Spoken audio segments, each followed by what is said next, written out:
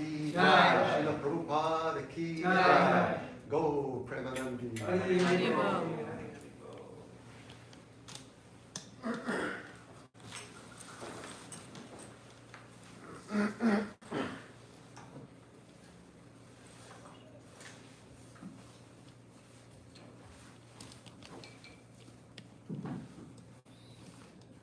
Hare Krishna.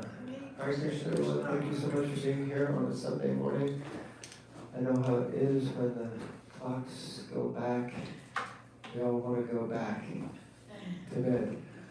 So take advantage of that extra hour. I'm so happy that all of you could be here today. Is there anyone who's here for the very first time? Any first timers? Okay. Anyone second time? Anyone third time? Okay. It's only my fourth time, so those of you who are coming up, you get to do this next week. We can't ever get younger not to do it again ever. So just give it up on us. So we're very blessed this week to have with us a special guest for our Bhagavat Sravana program. We have Tara Prabhu, and I have a little bio before you. Tara Prabhu began his journey on the path of bhakti in the mid-1980s, spending about 15 years as a student monk in both the United States and in India. In 2005, after entering family life, he relocated with his wife and son to the sacred town of Sri Mayapur. Haribol. Anyone who's been to Mayapur? Yes, okay. Where he served as a teacher and a manager. Tara Prabhu is inspired by meaningful spiritual exchanges and enjoys meeting with like-minded souls in small online gatherings to explore the timeless wisdom of the Bhakti tradition. He deeply values the association of sincere spiritual practitioners and dedicated teachers. He's also an ecstatic book distributor who's been out distributing books here in New York since he's arrived. And I'm very close with our wonderful dear friend Kaustubha Prabhu from Wisdom of the Sages, so we're very honored to have you here with us. Tara Prabhu, and your topic for today is Taming the Mad Mind. Mad Mind. Anyone here has a mad mind? Okay, everyone else, we don't have any people here with mad minds. Okay, I think we can all testify. So thank you very much, Tara Prabhu, for being here. Hare Krishna. I missed when the question was asked, who's here for the second time? What's your name? Duncan. Duncan. Duncan. Anyone here for the second or third time? Just Duncan. Okay. Welcome. Om Adhyana Timirandasya Jananjana Shalakaya Chakshurun Militam Yena Tasmai Shri Gurave Namaha Vanchakalpa Tarubhyascha Kripa Sindhubhya Evacha Patitanam Pavanebhyo Vaishnavebhyo Namo Namaha Jai Shri Krishna Chaitanya Prabhu Nityananda Shri Advaita Gadadhar Shri Vasari Gaura Bhakta Vrinda Hare Krishna Krishna Krishna Hare Hare Hare Rama Rama Rama Hare Hare. Of course, before trying to speak about any spiritual topic, we acknowledge with deep gratitude the teachers who've given us the wisdom. I was born in the darkness of ignorance, and by some good fortune, I've been blessed with some profound spiritual knowledge, which I'm able to take advantage of and direct my life by. So before speaking, we acknowledge that great gift which has been granted to us, and we pray to have the intelligence, the ability to simply repeat the same message without the interference of the mad mind, presenting all sorts of other conclusions. So what is Tara Das's qualification to speak about the mad mind? Well, I also have a mad mind, but all of us have experience that certain activities that we engage in life, they aggravate the mind more, and certain activities, they have a pacifying effect on the mind. So all of us have direct experience. When I go to sleep at the right time, I wake up at the right time, those special, beautiful morning hours which are most conducive for meditation, for spiritual cultivation, If I do that and start my day like that, the mind is more manageable. And if I neglect that, essential practices like going through the day without taking your breakfast, we're not fortified, we're not protected from the influences of the mind, and we tend to fall prey to the mind. Now, if we were going to compare the mind with a particular creature, what would someone suggest as a particular animal that would be a good comparison with the mind? Would you like to suggest? Anyone? A monkey. Thank you. A monkey, but not any type of monkey, right? There's the monkeys that are the lemur monkeys, not lemur. The Hanuman monkeys. What are they called? Long black tail, black face, extremely serene. They sit down. They're quite stable. They're predictable. They're not so mischievous. And then there's another class of monkey which you find when you go to India. And they are extremely active, and all of their activity is for mischief. None of their activity is activity which is directed towards a good purpose, a high purpose, giving people pleasure. No, they just run around stealing people's glasses. And then, apparently, one of them caught on that even more valuable than glasses is telephones, cell phones. They figured they could get more bananas with a cell phone because they trade them in. So they have intelligence. They have some understanding of things, but it's positively mischievous. Positively mischievous intelligence, positively a mischievous mind. So the mind, our mind in material existence is something like that. So in the Bhagavad Gita, Krishna is talking about the mind in many places, and in the 6th chapter he's emphasizing the nature of the mind. And he says the mind can be the friend of the soul or the enemy of the soul. We have some experience, I hope, of the mind being our friend occasionally, where the mind gives us a good suggestion, do this, and we say, wow, you came up with a good idea, something that's actually going to be better. But very often, the mind gives us suggestions which are positively self-sabotaging, crazy ideas. Just like a child, no offense against children, I have one, but a child doesn't have any conception of what's my long-term interest. The child simply thinks, oh, this is pleasing. For right now, it's pleasing. If it was left up to children, what would they eat? Broccoli, asparagus, a variety of grains, candy. They'd only eat candy. And if it was up to children, how much education would they have? Almost none. They would say, what's the use of school? That's boring. Much more fun is playing. But luckily, there's an adult in the room, and the adult says, no, that's not happening. And the adult forces the child, against their will, to eat healthy food, forces them to go to school, because the adult can see in the future what the consequences of one lifestyle are, what the consequences of this path is, and what the consequences of that path are. So the adult is compared to what in terms of our makeup? We have this gross material body, right? You can see it, you can feel it, you can smell it. And then we have a subtle body, which is made up of the mind, the intelligence, and the ego. And so what is that aspect of our subtle body, which is meant to regulate the activities of the mind? That would be the intelligence. The intelligence is supposed to check the whimsy of the mind and say, no, that's a stupid idea. You're not doing that. So there's an analogy which is given in the Vedas. The analogy is that this body is like a chariot. And the senses are like 5 horses pulling the chariot. And the reins are the mind. Because the mind and the senses are very intimately connected. And then the driver of the chariot, the one holding the reins, is the intelligence. And who are we? We're the passenger inside this vehicle. So if the senses are pulling in any which direction, and the mind is following along, and the intelligence is not reining in the horses, then the soul, we become victimized. We end up in the situation we're in right now, in the material world.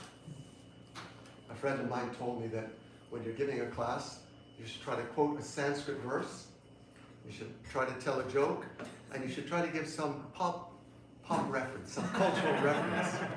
Now this is one that anyone under 40 might not get. A fine mess you've gotten us into. All right? Anyone Under 40. What was I just, who am I quoting?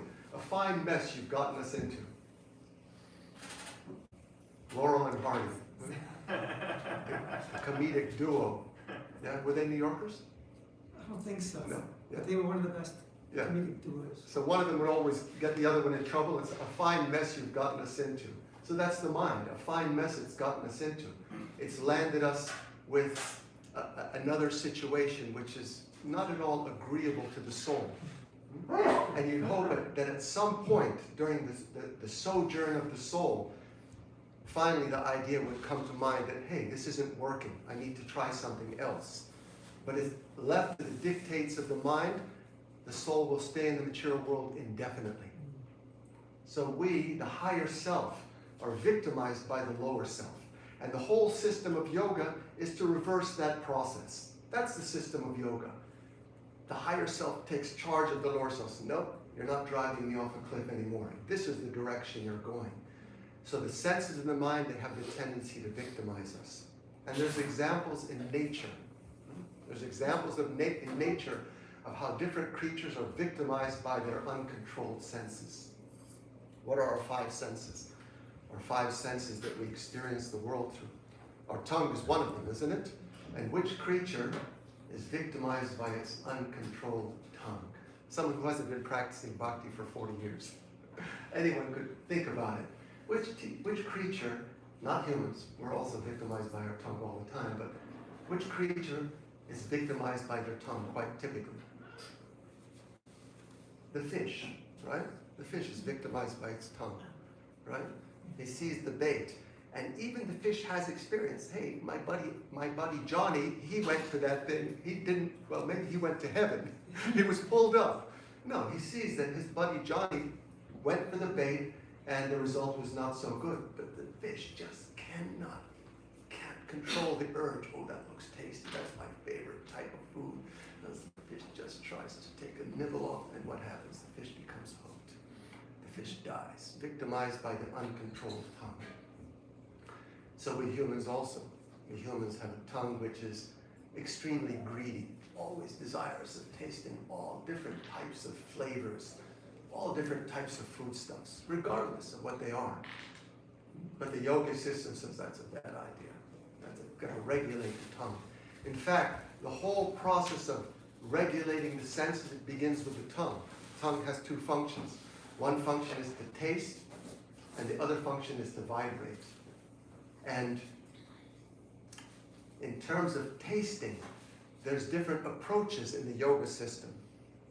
There's a path of yoga which says that, okay, the tongue is problematic. It's got to be regulated. It's got to be controlled. They say, well, we've got to stop the activity. We've got to really restrict the activities of the tongue. So what's my diet? It's a one-page cookbook. Bland rice and dal with a little bit of salt, maybe. That's it. Otherwise, the mind will have unlimited desires to taste so many varieties. That's one path of yoga. How attractive does that sound to anyone here? Not really very much fun. And it's artificial, because it's the nature of the living being. It's our nature to want to enjoy variety. It's just our nature to do that. And so in the absence of experiencing spiritual variety, we're trying to experience material variety. So the bhakti yoga system says, fine, you've got that tongue, so you regulate it, but you don't restrict it in a way which is torturous to you.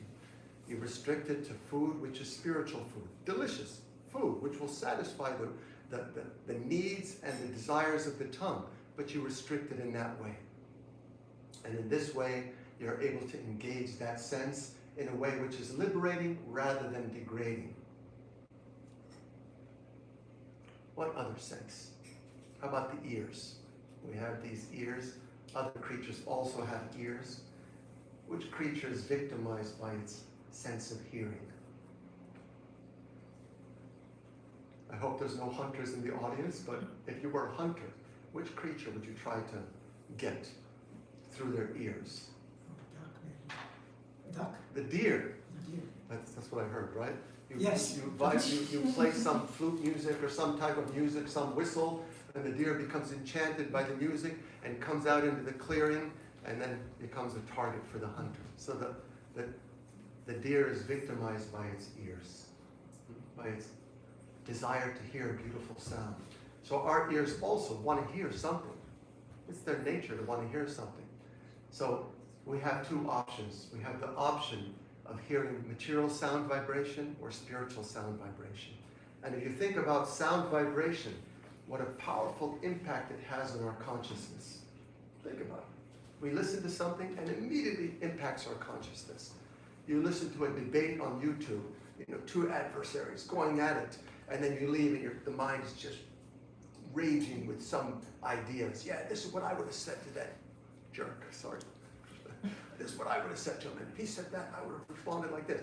So the mind has been influenced by that sound vibration.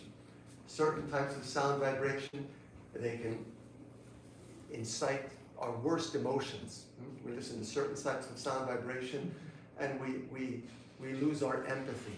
We suddenly have very negative feelings towards others. And other types of sound vibrations, they elevate our consciousness. You listen to them, the mind becomes peaceful.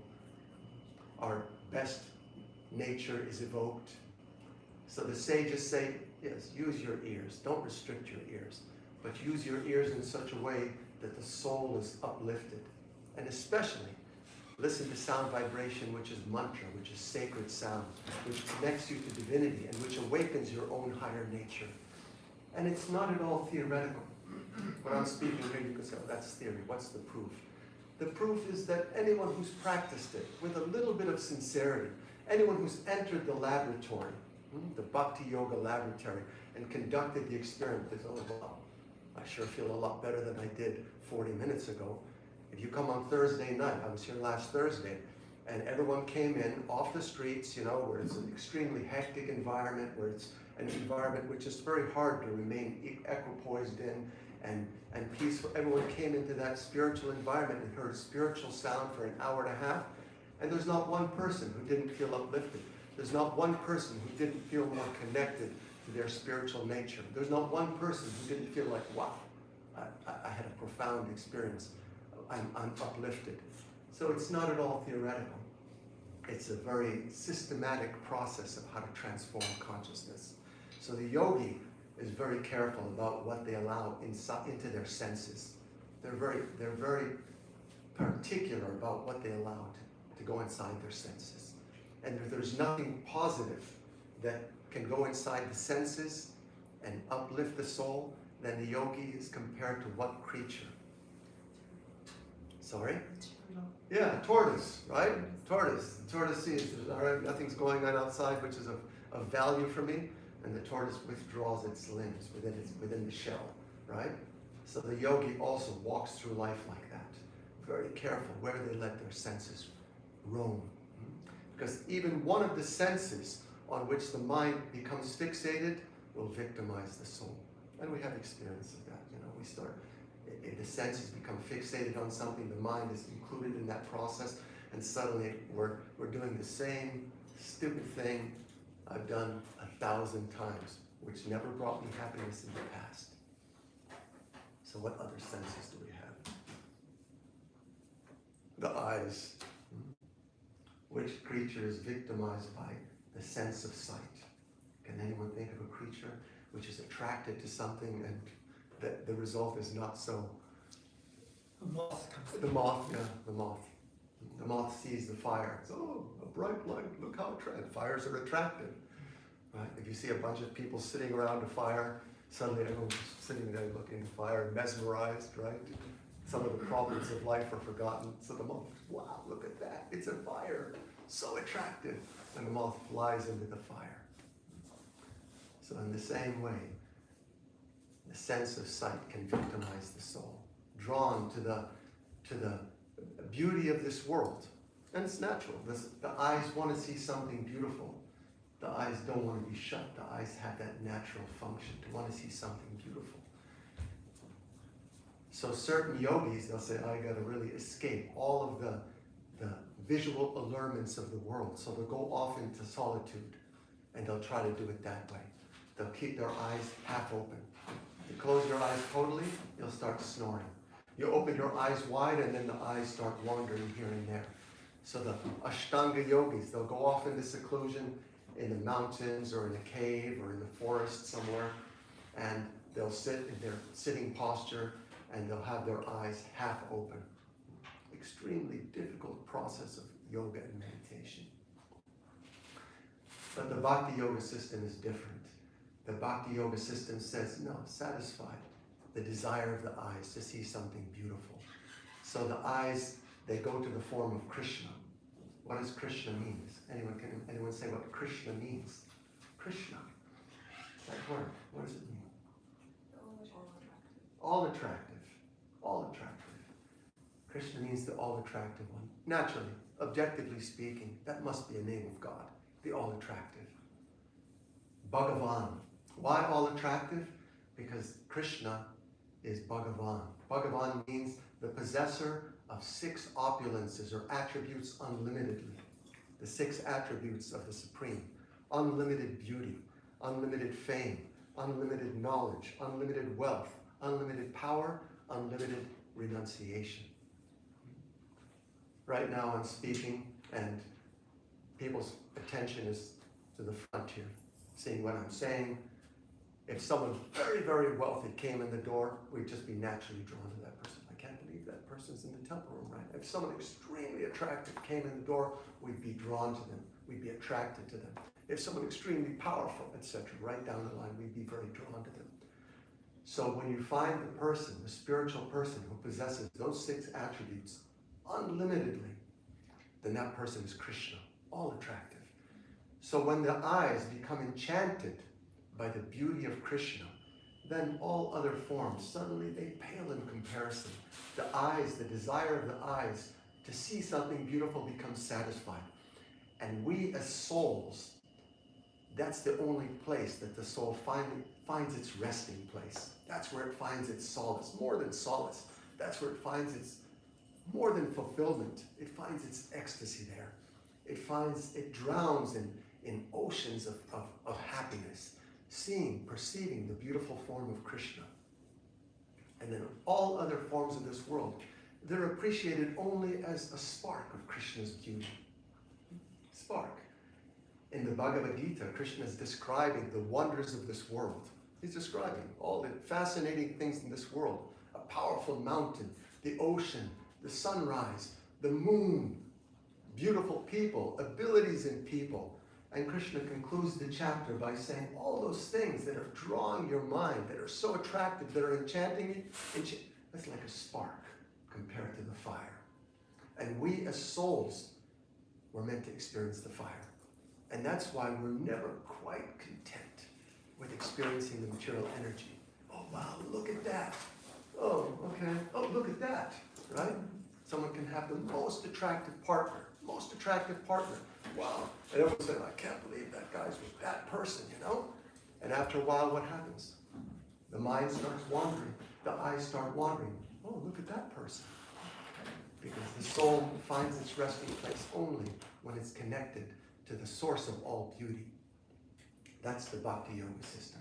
It's not an artificial process of renunciation. It's not an artificial process of suppressing the senses in the mind. That doesn't work. That just makes you crazy, makes you grit your teeth, become a frustrated person. No, we replace the lower with the higher. And to the degree that we're able to do that, then we're able to control, the mind becomes content. The mind no longer victimizes us. The senses no longer victimize us. Which other senses do we have which are mischievous? The elephant. Which sense victimizes the elephant? Smell? Maybe. It's got a big nose, huge nose. Apparently, the sense of touch. How do you catch an elephant? Like there's a wild elephant. What would be the process, the technique for catching a wild elephant? It's probably not a lasso, right? Cowboy on a lasso, with a lasso in his hand on a horse trying to, no, that's really not going to work. It would make for a good YouTube video, but how do you catch an elephant? You dig a big pit and you cover it with some straw. They do this. Horrible process, horrible technique, and then they place a female elephant on the other side. And And the male elephant thinks, I'd like to cuddle with the female elephant, so he goes towards the female elephant, falls into the pit, and then that huge, powerful creature becomes ensnared by the sense of touch. So the Bhakti Yoga system is a very practical and effective process of becoming free from the enslavement, tyranny of the mind and the senses.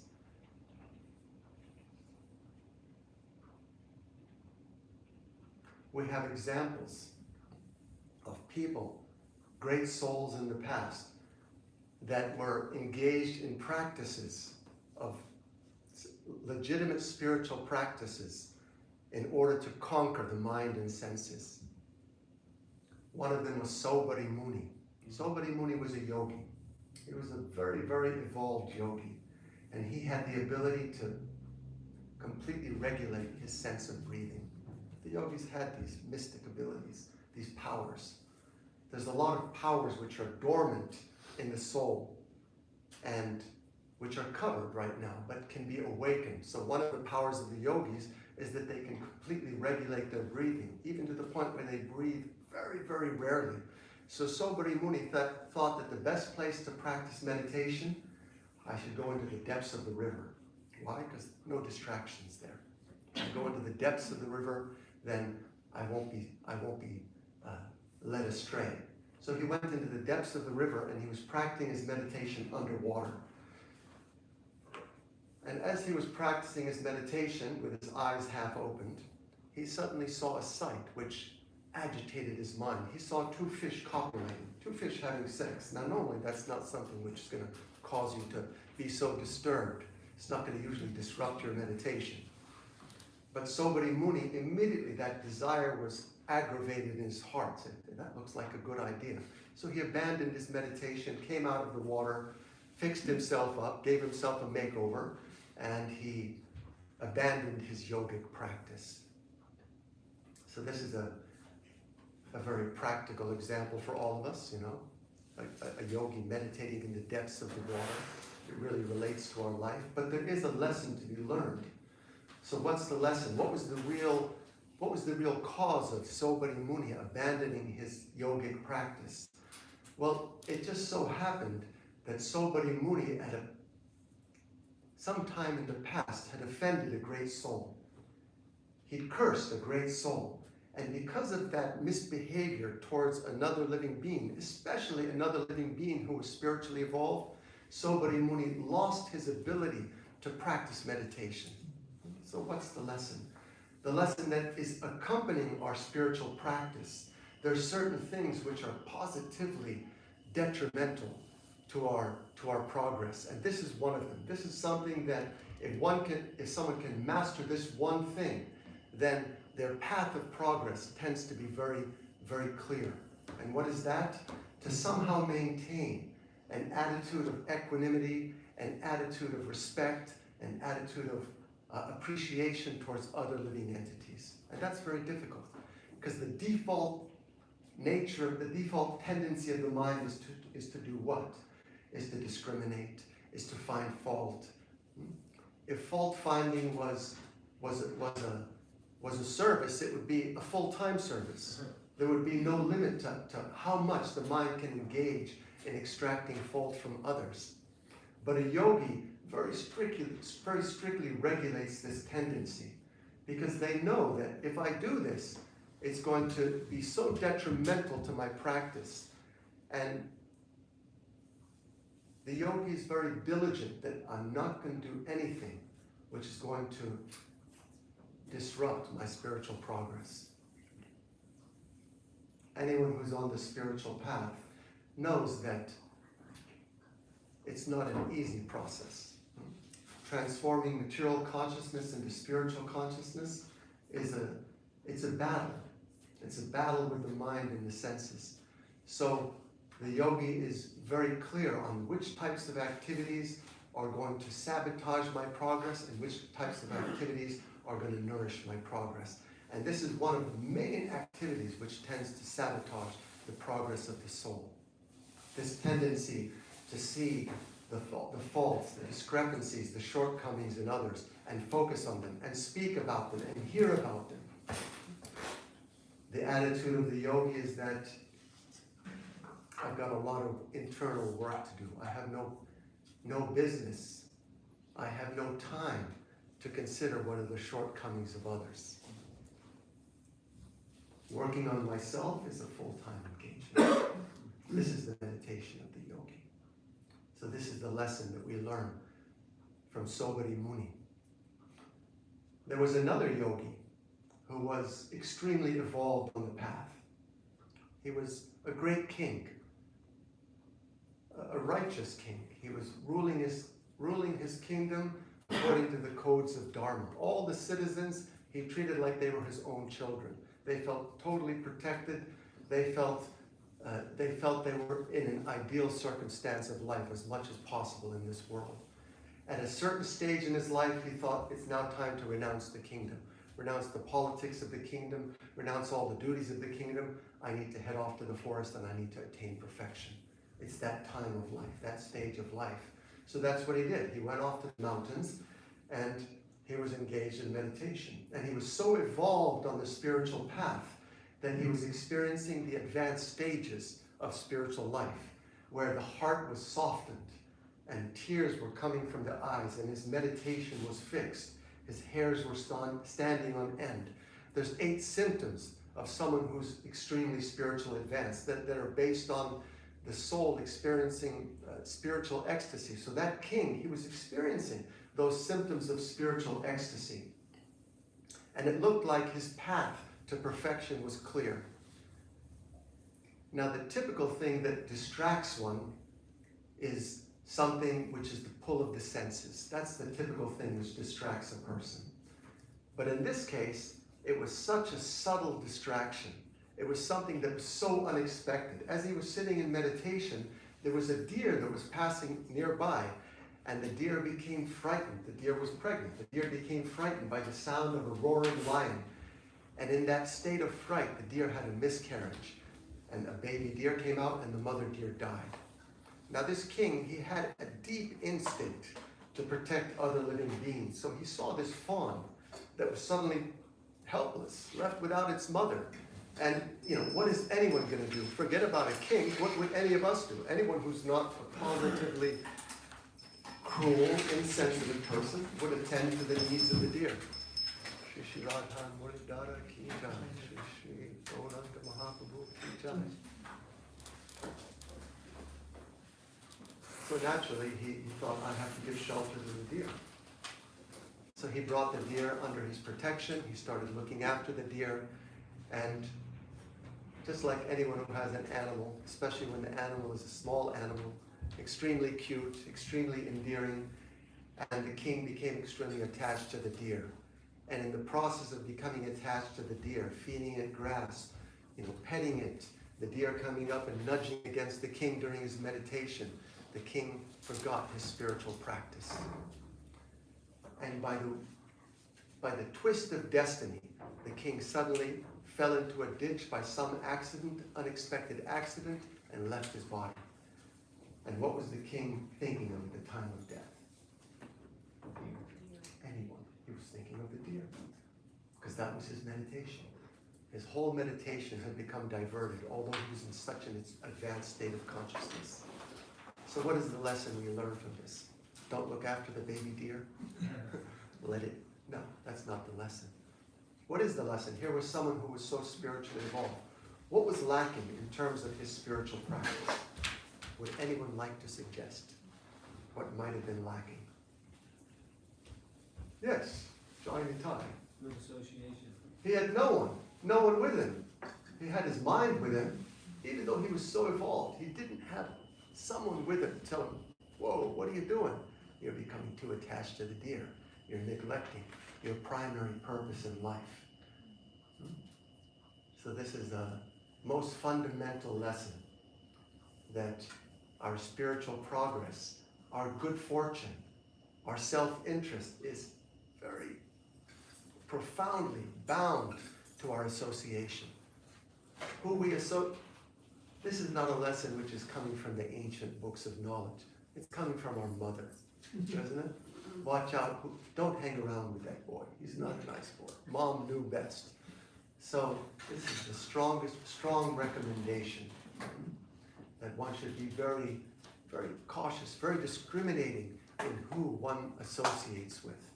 Typically our association in this world, it's based on mutual gratification, right? These are the people I feel good hanging around with. And what do we do together? Well, we make a plan how we're going to enjoy matter, right? That's typically what association looks like in this world. The sages would say it's like partners in crime, because one is indulging in activities which are, in a sense, exploiting the material nature. Those activities are not based on the nature of the soul. They're based on selfish gratification, and we combine with other living entities, and we have our plan, how we're going to enjoy together.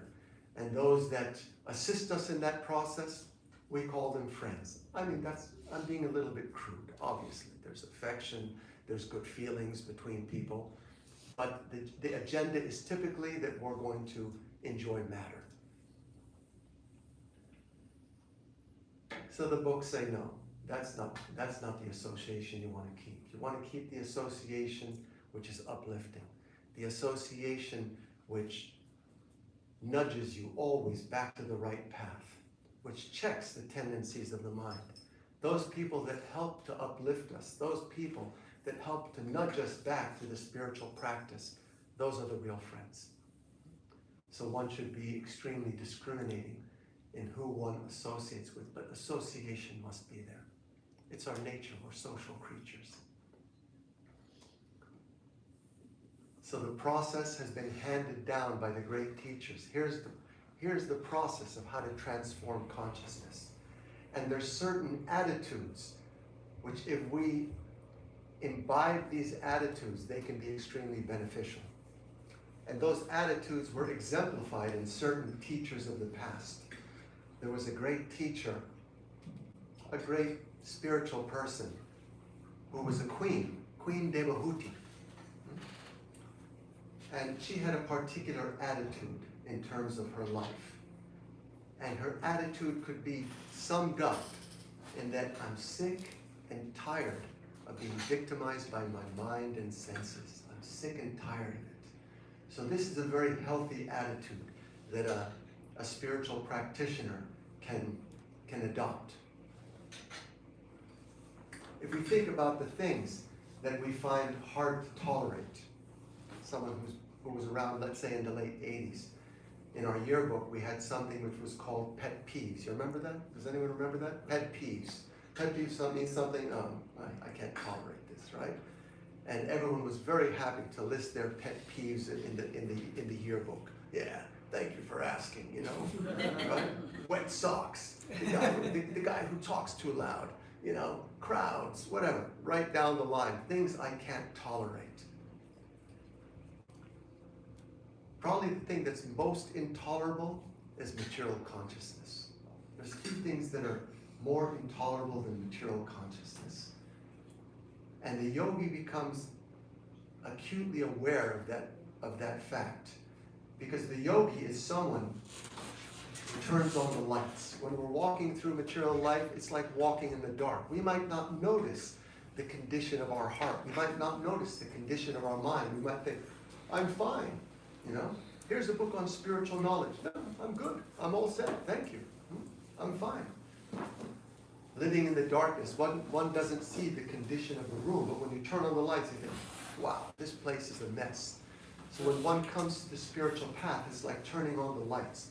And then we see, oh, it's not so nice in there. There's a lot of junk in the mind, a lot of junk in the heart, a lot of unwanted desires. So the yogi goes about. The progressive human being goes about the task of cleaning up the house, because the progressive human being knows that's the key to happiness. Typically, what do we think is the key to happiness? What does all the advertising tell us is the key to happiness? Money. Money, that's one thing. Money. You get more of it, you're going to be happy. What else? Sense of gratification. Sense enjoyment of all different varieties. Anyone else? Sorry? Possessions. Possessions. Lots of possessions. He who dies with the most toys wins. What else? Romance. Romance. They got to find the right partner, right? That'll satisfy my deepest longing. This is the propaganda. This is the propaganda that we're born with. It's coming from our past lives, and this is the propaganda that's injected into us from all sides. Hopefully not our parents, but if our parents are materialistic, they're also going to suggest that that's the path to happiness.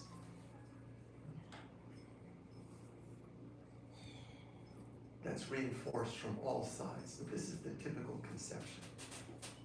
But the yogi, the progressive human being, understands that ain't the key to happiness. It's fine. It's fine to live in a nice house. It's nice to have a good partner. It's nice to have sufficient possessions. It's nice to be able to travel to different places for the right purpose. But what's the key to real happiness? It's antarsukha, internal happiness, which is unshakable. It's a pure mind. It's a pure heart. That's the key to real happiness. And then regardless of the external circumstances, because the external circumstances are always shifting. One moment up, the next moment down. But the person who's spiritually advanced is not shaken amidst all of the dualities of life, because their happiness is not based on the externals. Their happiness is based on internal purity. So the yogi positively knows that, and therefore the progressive person thinks, my whole task in life, my whole task is to get the garbage out, because it's intolerable. It's intolerable to live with the ego, to live with vanity. It's like being in bondage. It's so uncomfortable. Just like I was asked to give the class, and my service as the class giver, what is it?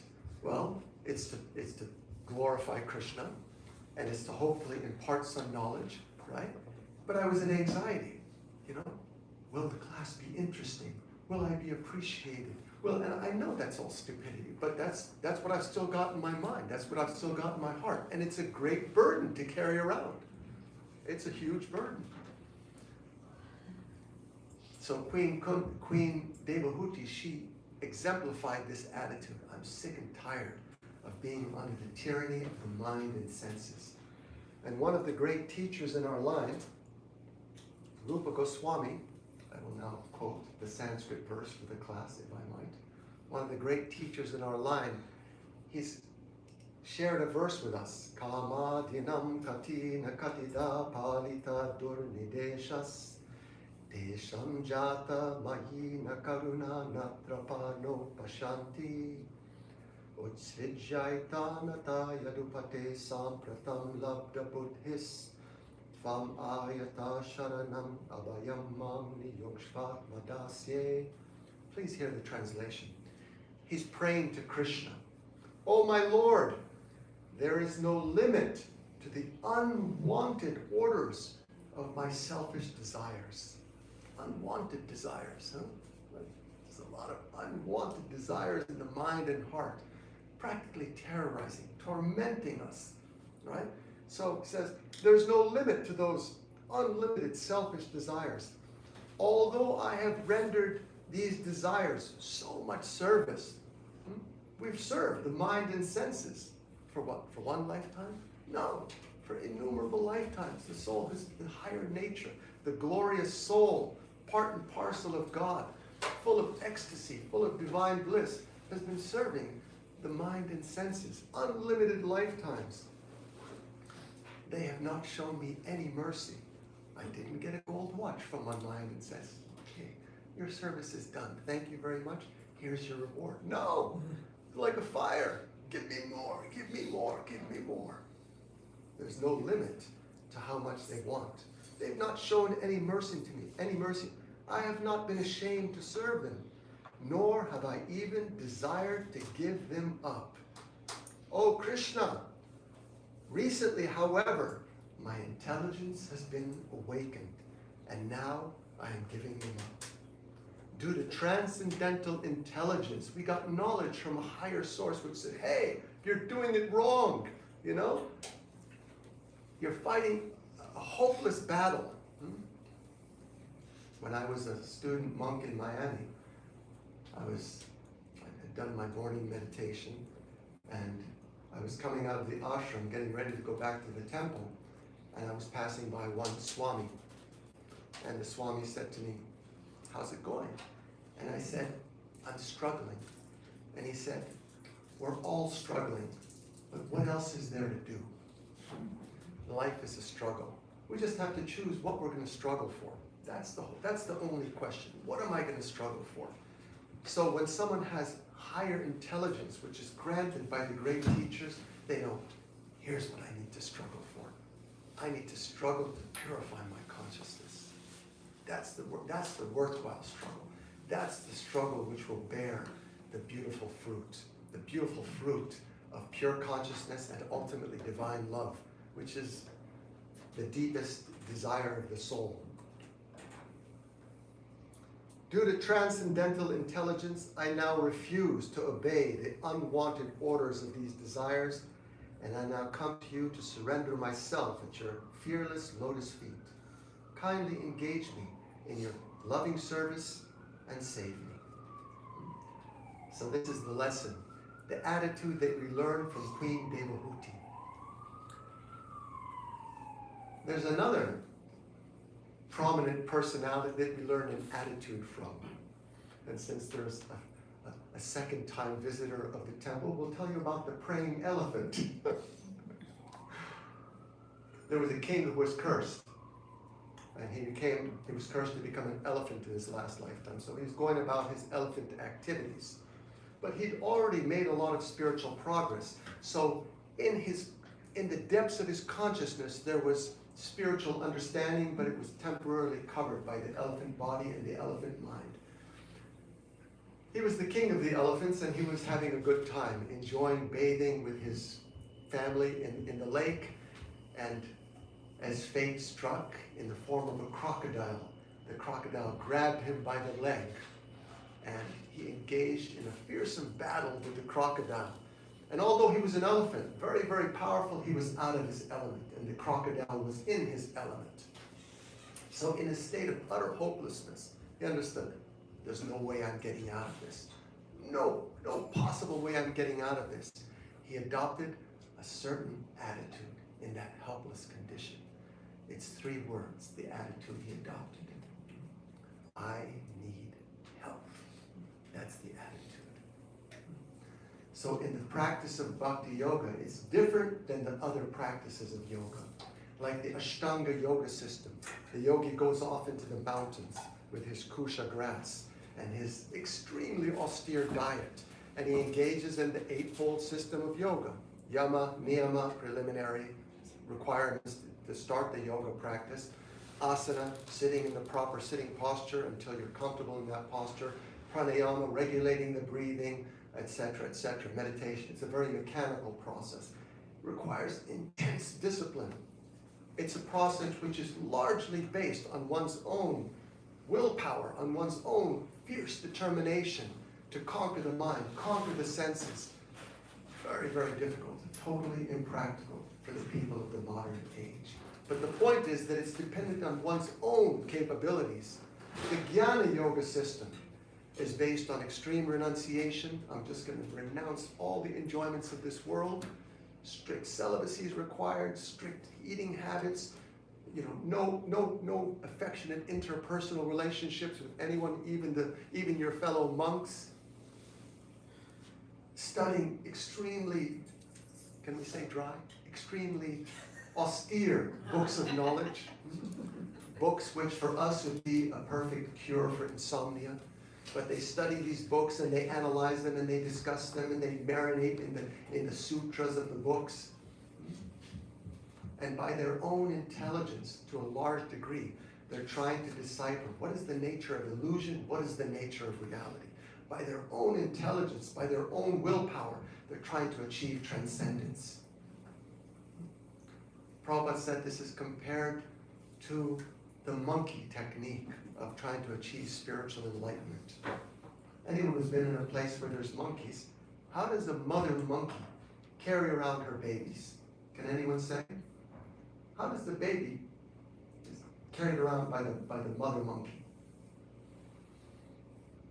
Yeah, the baby clings onto the mother's chest, and the mother is hurtling around, running around from tree to tree, and the baby's holding on for dear life with their own strength. But the Bhakti Yoga system is different. The Bhakti Yoga system is we have a practice, but at the heart of that practice is a recognition that, oh my God, I'm helpless. I'm helpless against the power of my mind. I'm helpless against the power of my senses. Anyone here has ever felt in the course of your Bhakti Yoga practice or in the course of your trying to progress spiritually, like, am I ever going to achieve success? Has anyone ever felt that? Like all the time, right? Like, how am I going to do this? So Gajendra, he exemplified the attitude of, I need help. And that's the heart of the Bhakti Yoga process. We engage in our practice, but we do it like a child crying out to the mother. My dear Lord Krishna, I'm helpless. No way I could cross over this ocean of material existence. But you're all powerful, and you're my best friend. You please help me. And Krishna is never lazy in regard to the deliverance of the souls. We're not here alone in this world. Krishna is inside of our heart as our dearest well-wisher. And we just have to turn to him and say, Krishna, please help. We have to do our part, following the practice, but with that mood, with that attitude. Brahma is another person who exemplifies a particular attitude. Brahma is the engineer of the universe. He's not God, but he's so powerful. He's a living being like us in a sense, but he's been entrusted, empowered to execute the function of engineering the universe. So when he understood what his duty was, I got to engineer a universe, he went to God and said, how am I going to do this? Don't worry, I'll empower you. I'll give you the intelligence. I'll give you the potency to engineer the whole universe. So that's what he did. He was empowered to do that most important service of engineering the universe on behalf of God, on behalf of Krishna. After engineering the universe, there was a circumstance which was extremely complicated. So complicated, he was so intelligent, so powerful, but he was bewildered how to solve this problem. We're not going to go into what the problem was. But he was so qualified, and he felt it, and he said his attitude was, Krishna, I put this in your hands. I put it in your hands. So that's the attitude of the Bhakti Yogi. The Bhakti Yogi is thinking life can be very complicated. Life can be extremely confusing. Like, what am I supposed to do next? Certain things we know what we're supposed to do. We know we're supposed to go to sleep at the right time, wake up at the right time, engage in our practice. But the details of life can sometimes become a little bit confusing.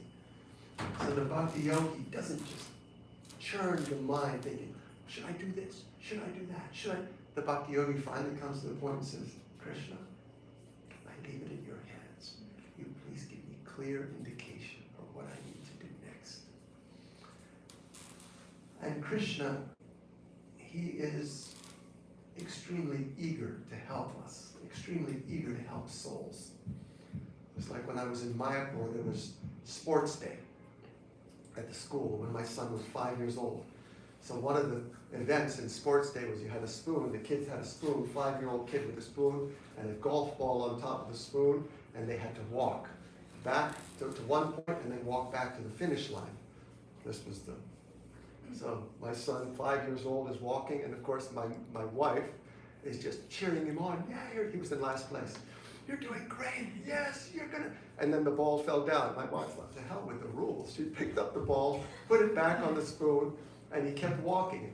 And he made it to that side, and he was walking back, and I had to control my wife from moving the finish line. So Krishna's like that. He's cheering us on. He's behind us every step of the way. And he's even willing to bend the rules to some degree. He just wants to see the effort the sincerity of the soul. And then Krishna, he makes up for what's lacking. This is his nature. Krishna is an ocean of kindness. Whatever kindness you see in a saint, and saints are full of kindness. They don't have any sort of animosity towards any living being. If you examine their heart, you'll only find kindness. You'll only find love. Nothing else. Just like Narada Muni. I've got 5 minutes, so I'll tell one more story. Oh no, I don't have 5 minutes. You do. Is it? I'm supposed to end at 12:25 or 12:30? 12:30. 12:30. Up till RT. Quick story. Narada Muni, great saint. He's cruising around. He sees a horrific scene. He sees half-killed animals. And says, what's going on here? Half-killed animals. And then hiding behind the bushes, he sees this fearsome hunter who's half-killing animals, shooting them and leaving them writhing in agony. Narada Muni says, I've never seen anyone so cruel. Now, typically, if you see someone with such a cruel attitude, what's the natural instinct? Like condemnation, judgment, definitely cancel the person. Just like that example we had in the news some time back, where some doctor, some dentist went to Africa, killed a lion, Cecil the lion, and posted it. Posted the picture on his Instagram, sent to his friends. It became viral. I don't think he ever had another client after that. Totally canceled, totally condemned. You vicious beast, you know. He received so much animosity. So Narada, when he saw this, and he went to the hunter and he said, what are you doing? He said, well, I learned this from my dad. And Narada Muni had no animosity at all towards this person. No judgment towards this person. He simply had the attitude, this lost soul. Let me help this soul. And he transformed that soul from the most cruel person into a person who was so sensitive that when they were walking, they were unwilling to step on ants. So, as the soul in its pure condition has those qualities, Krishna has those qualities unconditionally, unlimitedly. So Krishna, he is always ready to help us. We simply have to call out with a sincere heart, my dear Lord Krishna, I've fallen into this ocean of material existence. You please pick me up from this ocean of existence and once again place me in my natural position of connection with you. And then Krishna will definitely help us. There's no question about it. Thank you all so much for your kind attention.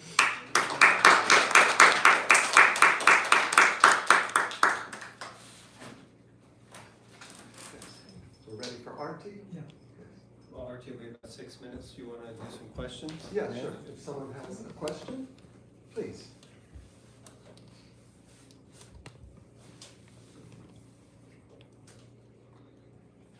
Any questions? Looks like you gave all the answers. I did have a question and now I forgot it. I got distracted.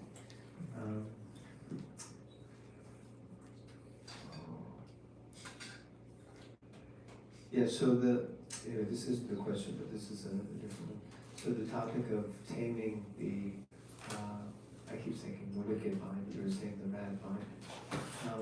So how would you say, what is the essence of taming the mad mind? What is the essence for us to take away from this? How can we tame our mad mind? There's 5 activities which are especially recommended by the great masters. And amongst those 5 activities, I would say that to associate with spiritual-minded people is a fundamental practice or fundamental aspect of taming the mind. Because in that association, good things are going to be happening. And the mind automatically will be elevated, will become gradually free from its tendency for stupidity. And chanting sacred sound is especially recommended. Sacred sound, the names of God, purifies the mind. The good news is that we're not the mind. There's 2 things which are good news. One thing is that we're not the mind. So sometimes the mind is just, it's so embarrassing, you know? The mind just comes up with stupidest, ugliest, you know, like most insane, inane, ridiculous ideas. The good news is that's not us. It's just some junk that that's clinging on to us because of our sojourn through material existence. It's not us. And the second piece of good news is that there's no megaphone connected to our mind. That's a good piece of news. So spiritual sound, that's what's especially recommended. People sometimes try to practice silent meditation as a way of calming the mind, but that's not so much recommended for the modern day. If you practice breathing or silent meditation, you'll get some benefit, no question about it. But sacred sound, spiritual sound vibration, it has a purifying effect. And it's something that can be tangibly experienced. So I would say those two things are especially recommended. Associate with people that are spiritually progressive, especially people that are spiritually advanced, it'll rub off. It's like spiritual osmosis. Some of their realization rubs off on us. Like things that they understand, we suddenly understand to some degree that we didn't understand before, just by their association. If we have the right attitude, if we have a receptive heart, like I really want to be benefited, I really want to progress, and coming with that attitude, and then we become benefited by spiritual association. So those are two very important practices for tending your heart. Roger, thank you. Thank you. Anyone else? Any questions? Any reflections? Yes. Thank you. Thank you very much for your really nice talk. I took a lot away from it. I loved the prayer that you shared at the end, this cry out in desperation once we followed into this material existence, and surrendering to that and giving that sincere prayer to Krishna. My question, somewhat similarly to his, is once we've said this prayer with sincerity, what would you say is step one on this, like, leaving material existence 101 to try to progress and become less attached to our material attachments? That prayer is a constant prayer, and that prayer, we try to intensify that prayer all the time until it's a kind of crying out that I want to be reconnected to you. I want to be reconnected to you. And that prayer itself makes us connected. And to the degree that we're connected with Krishna, the other stuff falls away. The material enjoyments, they become pale in comparison. Just like there's people who came from very troubled backgrounds which were full of addictions, full of challenges, full of material attachments.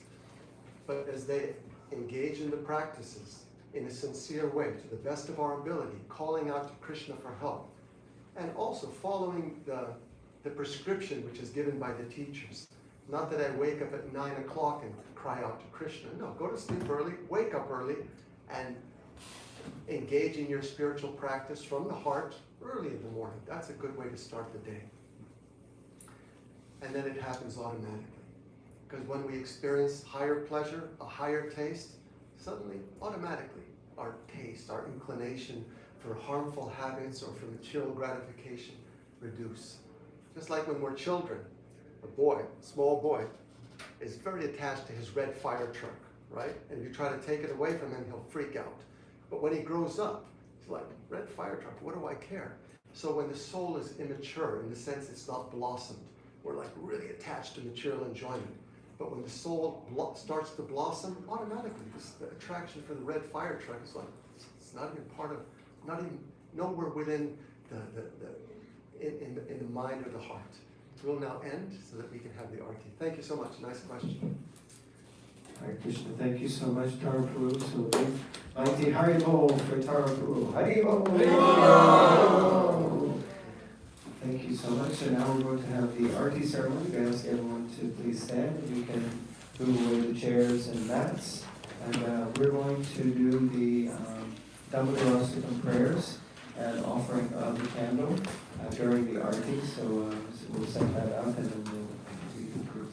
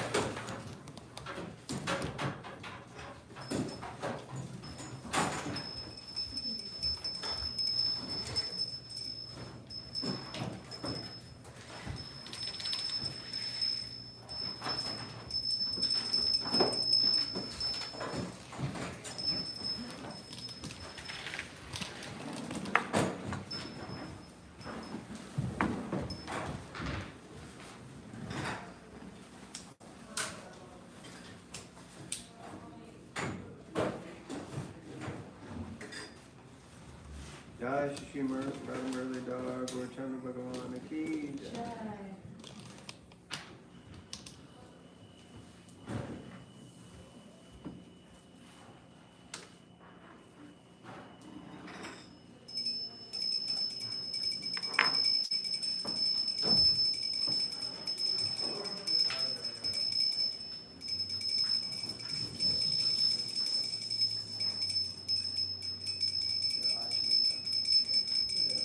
Anyone like to volunteer to hand out the candles? Just so everyone knows, we're going to offer candles. You can come up and you have a little achiman on your right hand. You can put it on the floor. You can take your candle, light it, and you can offer it to the deities. Usually offer in a clockwise motion. You don't know.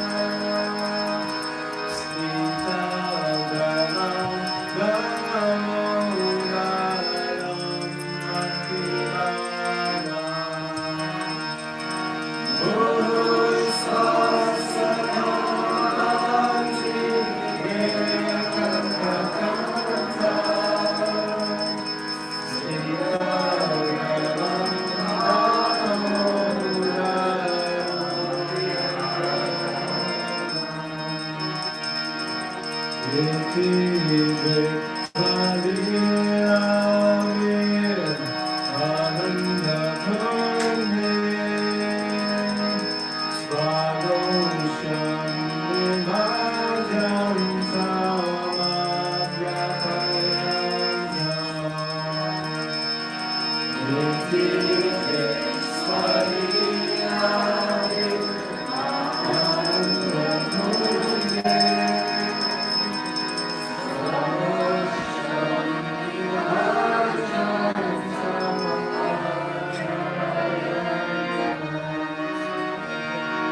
Krishna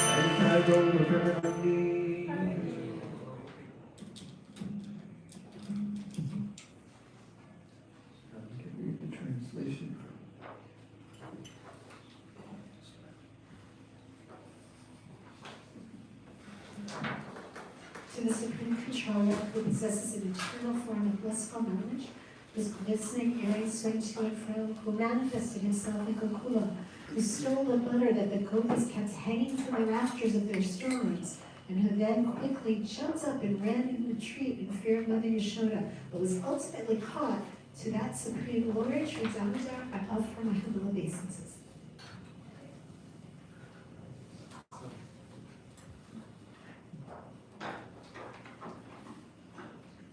Upon seeing his mother's whipping stick, he cried and rubbed his eyes again and again with his two lotus hands. His eyes were fearful and his breathing quick, and as Mother Yashoda bound his belly with ropes, he shivered in fright and his pearl necklace shook. To this Supreme Lord Sri Damodar, I offer my humble obeisances.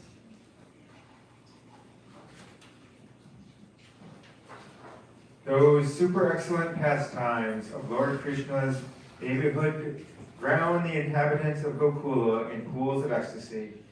To the devotees who are attracted only to his majestic aspect of Narayana in Vaikuntha, the Lord herein reveals, I am conquered and overwhelmed by pure loving devotion. To the Supreme Lord, Damodara, my obeisances, hundreds and hundreds of times.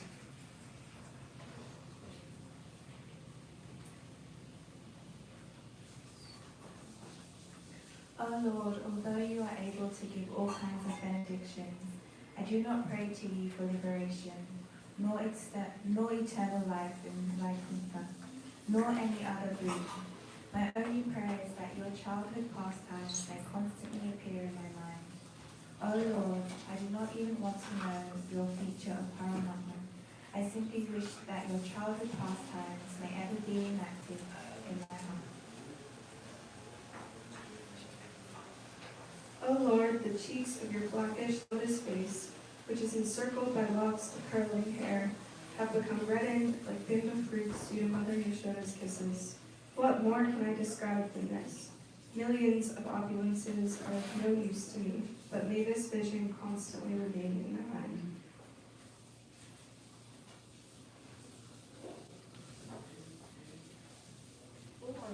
O unlimited wisdom, O Master, O Lord, be pleased upon me. I am drowning in an ocean of sorrow and am almost like a dead man.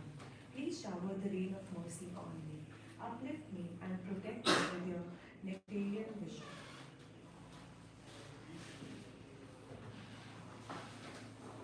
Oh Lord, although you are able to give all kinds of directions, I do not pray to you for revelation or eternal life in Vaikuntha. Now I hear the name. My only prayer is that your child of pastimes will constantly appear in my mind. Oh Lord, I do not even want to know your figure of Paramatma. I simply wish that your child of pastimes will appear actually in my heart.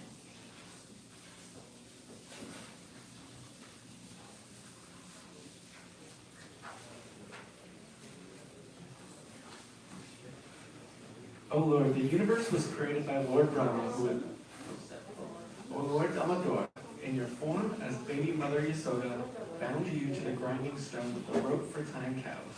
You then freed the sons of Kabura, Mangaribia, and Nalakagura, who were cursed to stand as trees, and you gave them the chance to become your devotees. Please bless me in the same way. I have no desire for liberation into your effulgence.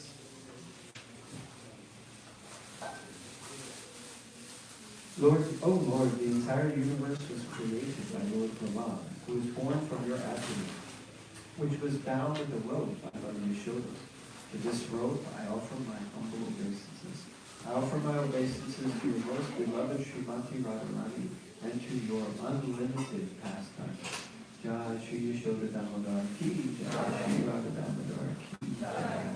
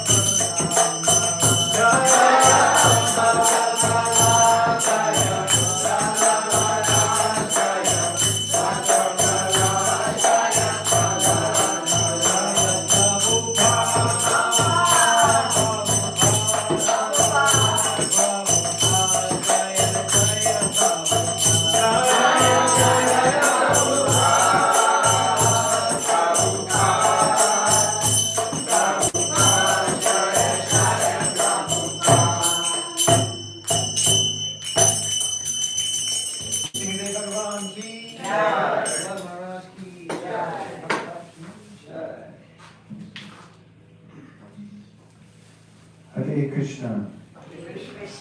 So thank you very much everyone for being here for another wonderful Sunday program, Bhagavat Sravana. And we are very grateful to Tara Prabhu for helping us to tame our mad mind. I remember one thing, when you were asking what is the animal that relates to the mind, someone said monkey. And I was thinking what I heard was a drunk monkey stung by a scorpion. Yeah. That's like my mind. Drunk monkey stung by a scorpion. So next week, Bhagavat Sravana is Gaur-Sharan Prabhu. Yes? Gaur-Sharan Prabhu. Haribol! So hopefully everyone can be here. So starting at the same time, 11 o'clock until 11:30. And I have a very sad announcement, some sad news. This Wednesday will be the last day of Kartik. So you got to we're in Bhishma Panchak now, the last 5 days, so you've got your opportunity to make sure you offer your candles and do whatever vratas you may have in this month of Kartik, as it will be finishing on Wednesday. But as often is the case, good news is followed by bad news is followed by some good news. So I've got some good news. Would you like to hear the good news? Or you just want bad news? Okay, more bad news. Okay. So the good news is that on the last day of Kartik, we're having another festival. So on Wednesday, the 5th of November, we'll be celebrating the last day of Kartik with a festival called the Festival of 1,000 Lights. And it will be a festival to behold. You have to be here in the temple room. There will be 1,000 lamps lit. So it'll be a very beautiful experience. We'll be starting at 6 p.m. This is on a Wednesday evening. So starting at 6 p.m. with the lighting of the lamps. 6:30 we'll have Gaur Arti. 7 o'clock Kirtan. 7:30 we're going to have a talk by Adbhut Krishna Prabhu. Haribol. And then we'll have the Damodarastakam prayers led by His Grace Karuna Nimai Prabhu. And at 8:45, as is customary, we will serve prasadam. So this is the last full moon evening of Kartik. So everyone invited Wednesday, November 5th. Also, just a reminder, we have our Sponsor a Day program. If anyone is inspired during the month of Kartik to sponsor a day of service to their lordships, then you can do that. The QR code and information is up here. And I think that's it. Any other announcements? Anything that I'm missing? Okay. Yeah, thank you. So next Wednesday, I was wondering, next Wednesday, we usually have our Prabhupada Meditations program, which happens over at Matchless Gifts. So that will not be happening because of the last day of Kartik. And there was something else I was meant to, someone was asking me to mention. Oh yes, very important. I wanted to could you grab me a jug of milk out of the refrigerator? So I just wanted to make an announcement to all of you to let you know that the Bhakti Center has been for some time getting ahimsa milk from Gita Nagari, which is in Pennsylvania. This is a farm project that Srila Prabhupada himself personally started, and actually his last trip to the west from Vrindavan, when he was literally about to leave his body, he said, I must go to Gita Nagari and help to start Varnashram Dharma. So he was coming all the way here just to go to Gita Nagari. So the Bhakti Center and other temples in the local area have been working with them for years, but now we actually have the opportunity to get cruelty-free ahimsa milk that comes from Krishna's protected cows.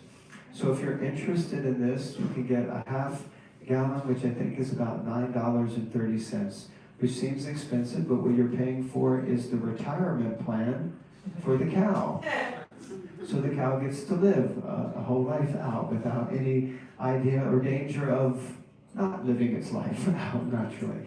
So it's $9.30 for a half gallon, and you can sign up for this. We have some information about it. If you are interested, you can come and speak to me.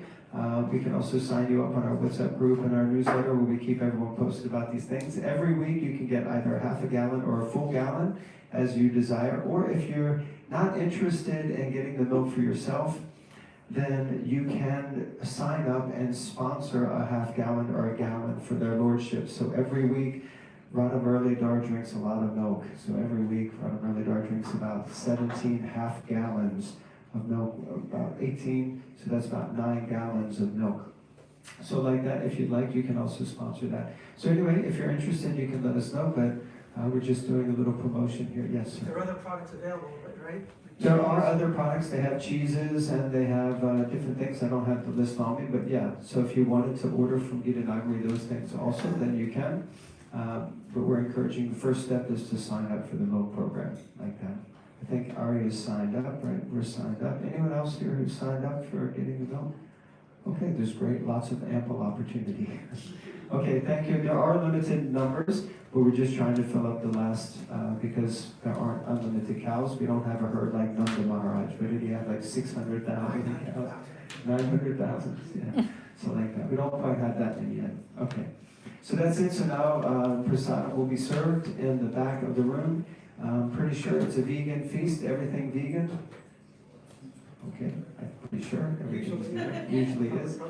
So if not, you can ask if you have any dietary restrictions. Today's feast was cooked by Brajalakshmi Devi, who's been traveling around. So finally she's back. First thing that she does is goes upstairs into the kitchen to cook a nice offering for all the devotees. So thank you all very much. The feast is free, but if you'd like to give a contribution, there's a QR code in the basket to make a donation. Thank you very much again to Tara Peru. We hope that you'll come back every year and give us your wonderful association. He's regularly traveling around the universe, distributing books and his mercy. Hare Krishna. Srila Prabhupada ki.